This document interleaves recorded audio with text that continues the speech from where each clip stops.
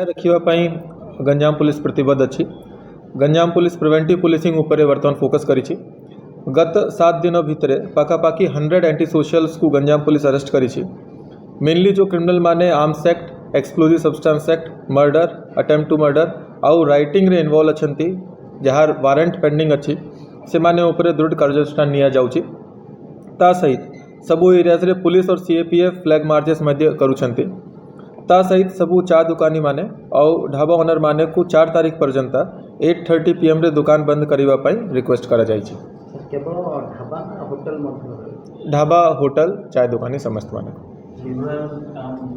हाँ सबू आईआईसी माने को कहा जाइए कि समस्त जो भी चाय दुकानी ढाबा ओनर होटल माने जो भी तांकर एरिया रे अछंती समस्त माने को रिक्वेस्ट करिवे ताकि से जगह रे बेले बेले दुई पार्टी लोक माने बसी की गहली करुछंती और साना साना कथाओं पर आर्ग्यूमेंट हो जाउची। तो से जिनटा को अवॉइड करिया पई ये स्टेप निया जाइए। 4 तारीख 4 तारीख पर्यंत आमे रिक्वेस्ट करूछु समस्त माने।